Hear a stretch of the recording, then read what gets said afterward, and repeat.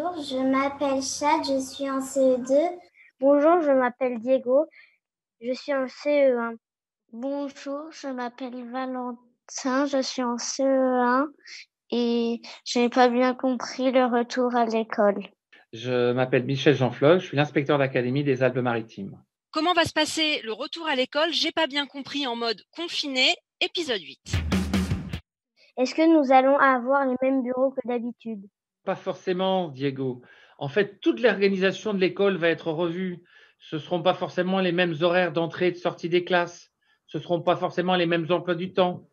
Ce ne seront pas forcément les mêmes espaces dans lesquels vous allez évoluer. Donc, effectivement, on n'est pas assuré d'être à la même table, ni même dans la même classe.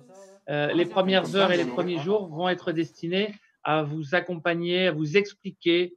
Je pense que c'est important qu'on prenne le temps. Est-ce qu'à la récréation, on sera séparés avec nos amis? Si la récréation peut bien sûr avoir lieu à l'extérieur, vous serez toujours avec vos amis en respectant cette distanciation. Alors bien sûr, plus de bisous pour l'instant, mais ça… Quand ça fait un peu longtemps que tu vois pas tes amis, tu as envie de leur faire des câlins. J'ai envie de te donner une piste.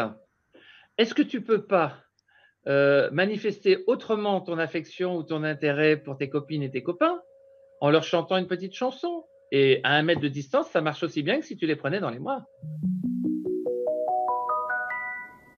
Est-ce qu'on aura le droit de prêter les jouets? Les risques liés à la transmission du virus ne permettront pas de s'échanger ni des jouets, ni même des instruments de travail encore.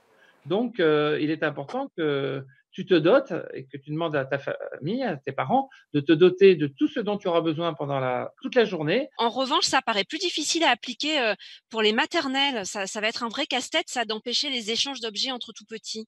On va prendre le temps, y compris avec les tout petits, de leur expliquer ce qu'il est possible de faire et ce qu'il n'est pas possible de faire. Et c'est d'ailleurs pour ça qu'on préconise la rentrée dans un premier temps des grandes sections. Est-ce qu'à la cantine, on mangera séparément? Non, vous continuerez de manger avec quelques-uns de vos copains et de vos copines. À partir du moment où vous aurez pris le temps de vous laver les mains, comme je l'ai dit, vous allez respecter ce mètre entre vous. Vous pouvez bien sûr être plusieurs à la cantine en même temps. Il se pose d'ailleurs la question de l'accès aux sanitaires.